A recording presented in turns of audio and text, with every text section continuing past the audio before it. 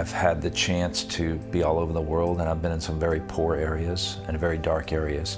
In Delhi, there was a level of poverty and despair that I haven't seen anywhere, not in the deepest, darkest places that I've been. I wanted to actually talk about child prostitution here, the need for child prostitution, because nowadays in India, most of the customers, they ask for small girls, young girls. Like they ask when they get into the brothel and say, they show the girls there who are there for sex, and they said they are very old. Can we get me some young ones? So if the pimp asks how much age do you want, they say starting from 10 years. Yeah, the first woman we met was 30 years old, but she had been in the brothel since she was 13. She told us directly that she had been tricked into coming to the brothel with the promise of a job as a seamstress. And when she initially got there, she told us they kept her under lock and key. She couldn't leave. Now at 30, she's one of the older women in the brothels. She could leave if she wants, but she doesn't leave because she's been in the brothel for 17 years. She's illiterate, she's got no skill set, she's got nowhere to live. She believes herself that she's worthless and that that's how society views her. And again, just looking in her eyes, there was a hopelessness in her eyes. She's given herself over to the fact that she's a sex slave. It felt like the purpose for my life, it was to be used. My life, my feelings, didn't matter. I just did what I was told. She was the very first woman that we talked to, so we know factually she was in there at 13 years old. So there is a need for minor girls there in the brothels. So customers ask for it. That's why most of the minors come into this trade. Most of the minors are brought and forced into prostitution. That is happening really very badly in India. Many of the men that came inside of the brothel wanted the youngest girls 10, 12 years old. Many times it was me, many times it would be my friends. We had no choice in the matter. The men would come and go. It often seemed to be never ending. Most of the girls come from very poor families. The background is they're very, very poor. And one of the problem is that maybe the father works, or maybe the father is a drunkard and the mother works, and they don't have sufficient money to run their families. So the girls always think that, okay, let me go out and earn money for my family. And they go out, they find some household job somewhere near their city, and they find it, they keep coming back to the house, and the pimps on the way find these girls, and they said, okay, you're going for a job here, it's low paid here, I'll give you a job somewhere in a city like Mumbai or Delhi or Calcutta. I'll provide you a job, come along with me. So the girl said, yes, I can earn some more money. So they agreed to go with them. And that's how they get into the trade. That's how they get trafficked.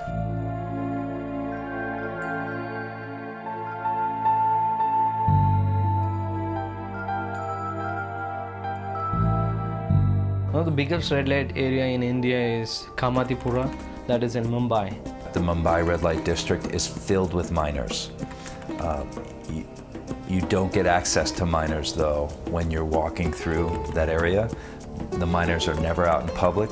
They're held in very private places, and you can't just walk up and say, I want a young girl. I would never walk the streets. I would just sit in my room and wait for the next man. My room was dark and wet. The only light came from the door opening and letting the next man inside.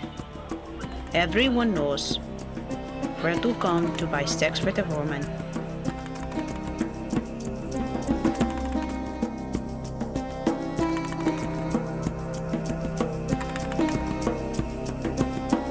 The second woman that we talked to was 28 years old and had been there for 14 years. And her story was a little bit different because she wasn't tricked into the brothel. Her husband brought her there to work, who was much older than her. And he was in the brothel when we were there meeting with her. addicted to drugs. And this woman wanted to get out. She said to us, she wants to get out of the brothel. They can run away. They can run away, but there are pimps in the area who notice that she runs off, then they will catch her within minutes. Most of the women that are there have been there so long that they've given up hope for getting out. This was one of the first and only women that we talked to the whole time in India that said she wanted a way out. But she entered the brothel at only 14 years old. The young girls doesn't know much about sex, right? And the customer can do anything with a girl, and the girl just keeps quiet because she's young. That's the first thing the customers always look for. If it's an old prostitute or an old girl, she never give a proper service to him, give a proper sex service to him. But the girls, they don't talk anything, so they can do as they will, that they wish.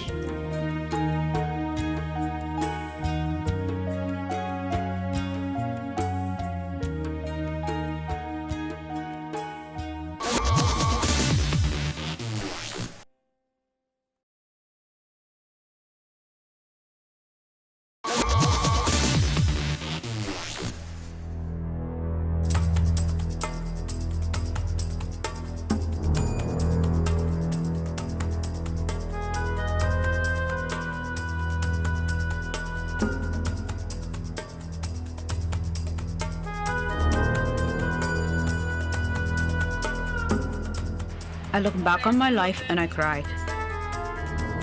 I'm amazed that I have tears left. My feelings are sad and embarrassed. Hard to make myself feel it's not my fault.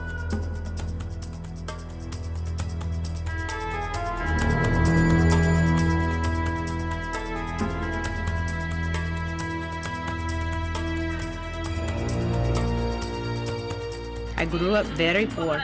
My parents were great parents, very loving, but there was very little money, which made life hard. I remember the day it happened very clearly. I think about it every day. I met this man on the way home from the market.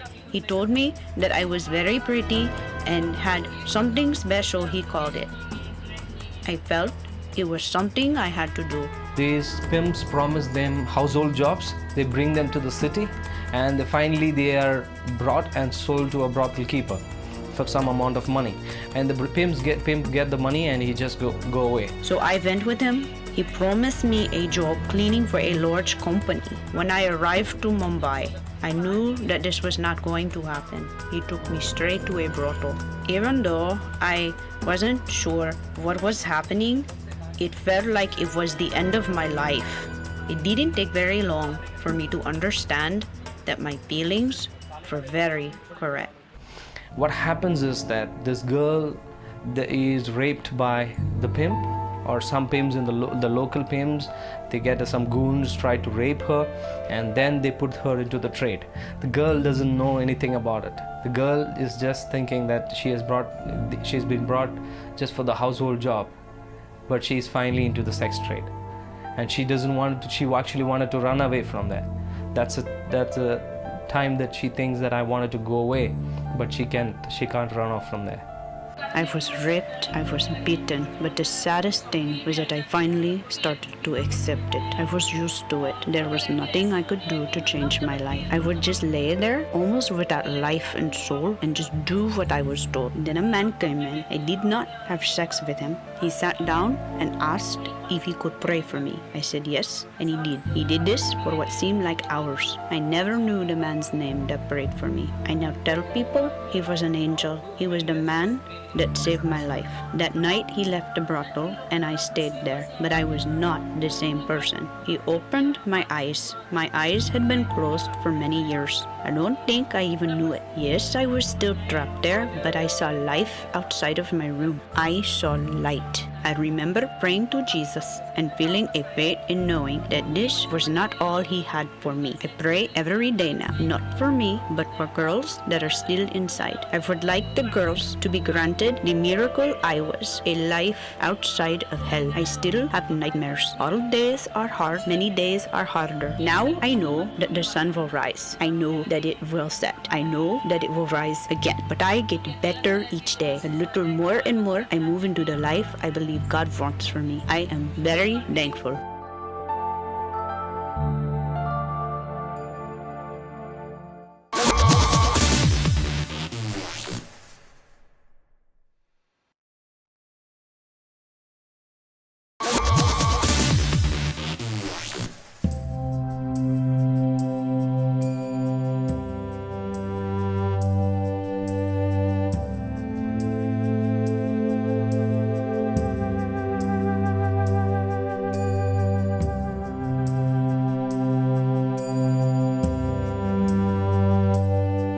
Think of the smells of a city dump and the people looking hopeless, looking like there's just very dark in their eyes. And so as you walk through these streets where the brothels are, you can see women up in the windows, and they're beckoning men who are down in the street, and the men are down in the street looking up at the women, and you can see some of them are deciding whether or not they're going to go up. Normally in the brothels you can see in India, and I was like, you went and you get into a brothel, there is a lobby where the customers sit in, and the girls are called, they are made to stand in front of you. We went up a dark stairwell. It was overwhelming to me when our team first went up. I had to turn around and walk out because it was so confined and dark. We had no idea how far we were going up, and so I backed out. And that's how dark and intimidating these places can be. And there's a huge light big light that is put so you can see the girls there. So they made to stand. You can select the girl, and some are older, some younger ones. They are all made to stand up. And the customer says, no, I'm not interested in any of this. And then they send these girls off inside the room, and the pimps come and ask, what kind of girl are you looking for? Then the customer says, and I'm looking for a young girl. So customer asks what age, then he says 10 above, maybe 10 above. Or even if it's younger than that, he will be happy to, because that's what they are looking for, the customers. The whole time we were in, we had to use undercover cameras. It wasn't as if we couldn't take any photographs. We couldn't bring professional cameras, so we were working with spy cams, button cams, watch cams, in order to get the footage that we got, because as you know, there's a lot of shame associated with the profession, so even the women who would talk to us did not want to be filmed, and we were at risk. We would have been in potential danger had we gone in openly with cams of any kind. So we had to get almost all of the footage that we got while we were in Delhi and Mumbai through spy cams. So we started in Delhi and were able to go into those brothels, and then when we went to Mumbai, the red light district itself was similar. On the first floor are businesses, and that was interesting. In both places, their businesses operating out of these buildings, and as you get beyond the first floors of the buildings, you're in brothels, in Delhi in particular. In Mumbai, it was a very low-end business district, kind of seedy in nature, and then we go into the brothels in Mumbai, and they're more like 7-8-story buildings. And so as we were going up the stairs, men are coming down, women are going up. And if you can imagine a hallway, I'm not a really big guy, but really tight hallways. I could barely walk down the hallways without my shoulders hitting. It was a very claustrophobic, oppressive kind of environment in the brothels. And in Mumbai, where I was, you would walk down a hallway, and off the hallway, every 5 feet or so was another room. And so my sense was, when we walked in the building, we were in the brothel. And it really, what our guide was telling telling us was that the actual rooms are what they consider the brothels. And so the rooms are a living room, a small living room with a bench that goes around the perimeter of the whole room where you sit down, and they bring out all the girls for that particular brothel, and you would choose a girl and then go into the back rooms. They actually brought us into one of those back rooms and let us see where the women actually work in the Mumbai brothels, and we did get to see some of that in Delhi, but we got a lot more detail when we were in Mumbai. The other thing that struck me as I was in the building was I asked how many women worked in the building, and they told us that nearly 3,000 women worked in the one building where we were, and it was just hard for me to believe. Very, very crammed, jammed quarters, and rats crawling around the halls in the buildings. Just not a pleasant place. In the district, the minors are never allowed out into public visibility. I know in some countries in Southeast Asia, it's very open with minors. Cambodia and Thailand, I've heard, there are minors available out on the streets. It's different than that in India. Everything related to minors is kept very secretive. And so you have to actually be down there on a regular basis or work down there to know and understand where they are.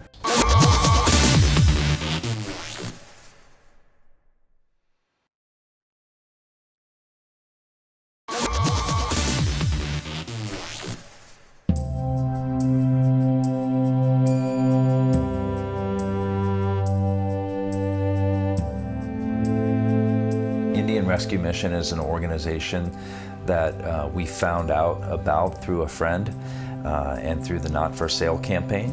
Indian Rescue Mission was started in the year 2009. The intention of rescuing girls forced into prostitution, especially minors forced into prostitution, and children who are forced into bonded labor.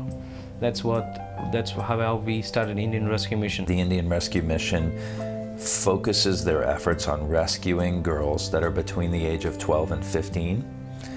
They rescue children out of labor slavery, but mostly sexual slavery. So we had the opportunity to connect with them before we came to India. I've had several conversations with James, who heads up the organization, and he was able to meet with us today in Mumbai and traveled with us to the red light district because he's worked there before. So the work they do, as I said, focusing on rescuing 12 to 15-year-old girls out of the sex trade. Before this, I worked for several organizations, being in positions like Director of Investigations and in several organizations. And finally, it's not that we have several organizations in India doing the same cause. It's not that I wanted to add one more organization of mine, but in 2009 I got a vision and said I wanted to start something of my own, and that's 7 years of my service helped me to start this organization, and it's really going well. I can say by the grace of God it's really going well, and we were able to rescue around 70 to 80 girls from the last year. My hope is that people in the U.S., even those who don't want to see the problem firsthand, would be willing to help in some way, whether it's something as simple as providing a rescue kit for the Indian Rescue Mission for $20, or get involved at a high level in the rehabilitation side where it's $400 or $500 a month to support a young girl to go through the counseling and the therapy that's necessary for her to break the cycle. So my hope is that people would see this and not be overwhelmed by what it is, and not be overwhelmed just by statistics, but would know that there's real children, sons, daughters that are caught up in this, that through no fault of their own are trapped in this lifestyle, and if we can catch it at a young enough age, they still have a hope and a desire to get out. And there comes a point that we've seen firsthand, there comes a point where they lose hope. And so we want to intervene before that happens. I feel that this is something that the Lord has called me to do, because I believe that God is a God of justice, and as being His son, I wanted to do the work of justice. We've had several opportunities to visit brothels, and I can say in many ways it's been much worse than I expected in terms of the living conditions in the brothels. So many of the children that we've seen in those circumstances, we came here to see what was going on and to meet people that were involved in the effort to help, and we've gotten a chance to see that, and it's been shocking. I really feel pity for them. The reason is that I do this work from the bottom of my heart. I really feel pain inside seeing all this injustice happening. We are only just two brothers. I don't have a sister. Normally we wish that I could have a sister, right? But when I see them, I feel that they're one of my sister, and really feel really hard, really feel pain for them. Seeing the injustice that's happening with them, I said, Lord, I wanted to do this, and this is the mission that you have called.